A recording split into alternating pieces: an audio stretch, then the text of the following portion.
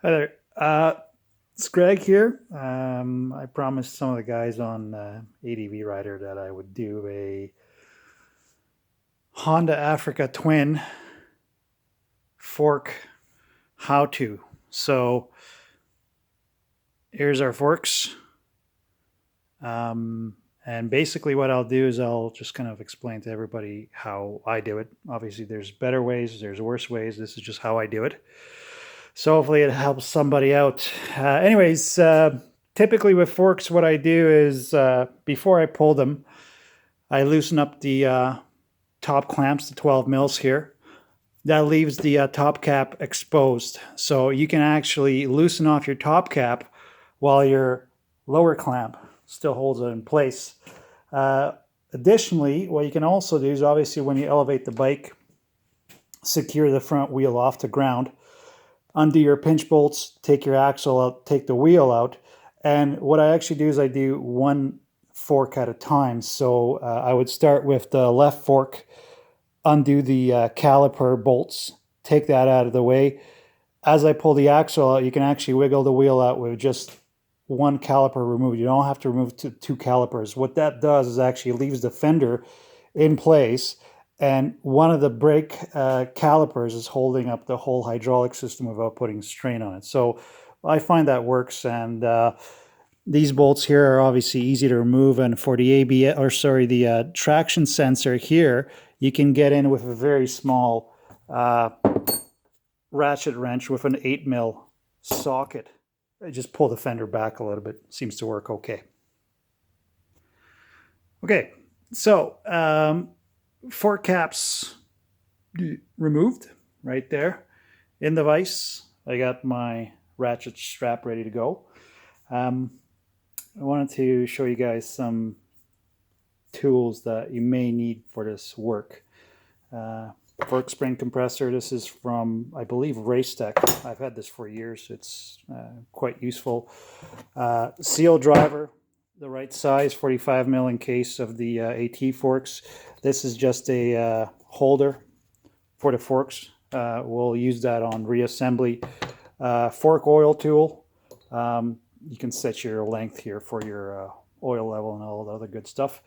And then your Super Ghetto dump bucket for your used oil. Yeah, I'll set up the spring compressor and we'll go to that next. Okay, so just using my bike here as a tripod. So hopefully you guys will get the gist of this. 14 mil here, 24 here, and we're just gonna break the nut here and unscrew the cap. Actually, no, wait. That's not right. 17 here. My bad. Let's try this again. There we go.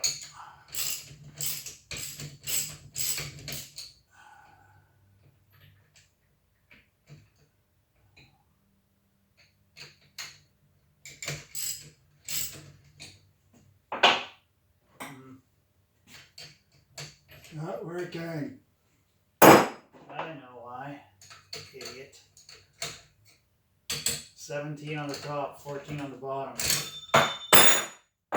There she goes. Also, what I forgot to mention is make sure your preload, rebound, and compression at the bottom is turned out all the way. Remove this, set it aside.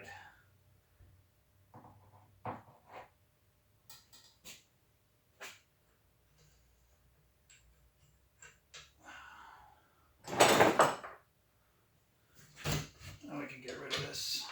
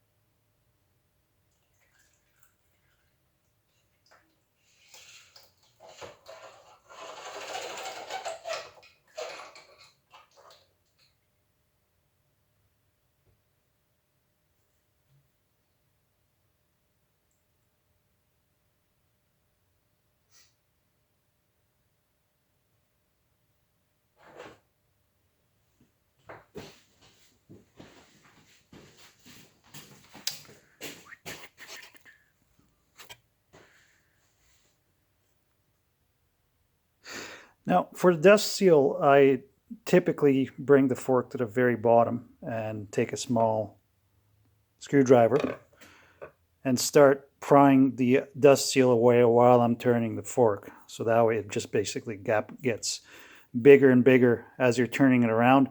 Eventually you can just push it out, and then we'll expose the circlip oil seal underneath and 2 bushings, and there's a washer in there you'll see shortly. Okay, so right in here you can sort of see it. You got your little retention clip here. So what I'll do is I'm just going to go ahead and snap that out like so. And you can see this is going to come right out. And then next up, we're going to drive the oil seal out and the bushing. All you do here is just basically extend it. Now that your circlip is out, nothing else is holding the actual oil seal and the bushing in, so just, that's it. Out it comes. This is your oil seal. This is your washer. This is your slider. And I believe, this is your guide. And while I got the tube out here, this is going back to the dealer for warranty work. You're not going to be able to see it in there, but all the wear happens right here. Lower clamp. Without fail, this is where it happens. Yeah. So if you're servicing your fork, if you're changing the oil seal, always keep this in mind, how it basically goes back together. And again, this bushing is slightly bigger than the ID of this bushing, so this will never go past it. Then the washer sits against this bushing, and the oil seal sits against here. And then obviously your dust seal and your circlip are right here. And actually I'm going to take the dust seal out right now, and we'll do the mod using the OEM spring.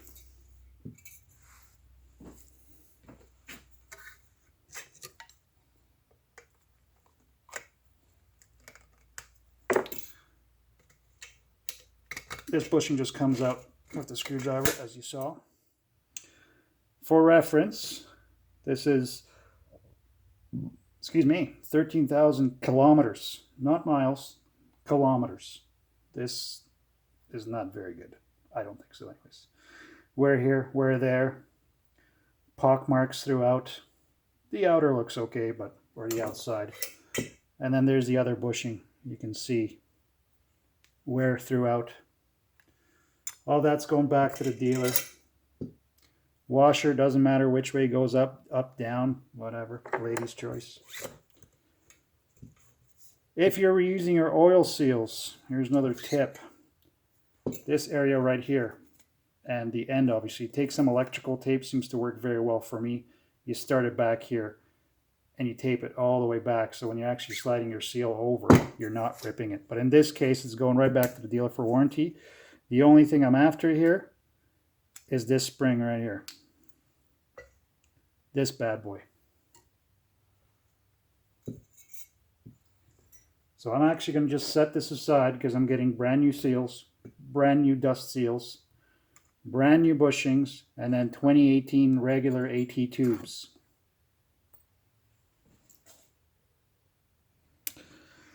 All right, so you can see here the dust seal. This is the culprit of all the oil leaks. Sorry. You can see, I'm going to just pull it off here. This is what's on the oil seal. Sorry, this is what's on the dust seal. This is what's on your oil seal. Diameter-wise, you can see it's quite bigger. So all you do is take that off your oil seal, put it onto your dust seal, make sure it doesn't roll off, and you're done. Another thing I was going to mention, I mean, I'll cover this on reassembly. Shim. This is a 5mm shim. One of the forum members posted about this. And what you do, the bush guide, the thickness of this is not big enough, and it actually creates slop. So what you do is you actually put this on the inside of the bushing. Then you slide it over a fork, and it gives you 5 mil overall OD bigger. So that's another thing to keep in mind. Otherwise, if you're just servicing the fork, be it oil, I mean, for oil, you don't even have to go this far. This is just for oil seal, you know, or bushings or whatever. Your actual damper can stay in place. It doesn't have to go anywhere because, I mean, you can see there's still a shitload of oil here that I haven't taken care of because I'm just lazy. But I'll do that later. Right, and when you're draining it, get all the old oil out. Stroke the damper. Get all this shit out. Right? The only time you need to take out the damper, which is held down by a screw here, I think it's a 17 mil, is if you're revalving it. And I've covered that on one of my blog posts on the old internets there. So anyways, guys, and girls, that's it. Parts are in. I'll probably do a follow-up reassembly of the new bits when I get them in about a week's time. Another thing too is this is an aftermarket spring. This is a Racetech spring, linear spring. What I had to do is, look at the size of this spacer. I actually had to cut this guy down because the OEM spring, the progressive spring, is even longer and it's wound progressively tighter at the bottom, and then it just basically opens up. So that was one thing I was going to mention. Otherwise, that covers this assembly. That covers the dust seal mod. It also covers the 5 mil spacer. I'm going to have a couple new spacers cut when I put this thing back together, so I'm not faffing around and having somebody wait while I cut spacers. Otherwise, and I'll obviously cover the tape over on this when I slide the new seals on, all that other fine shit. All right, thanks guys.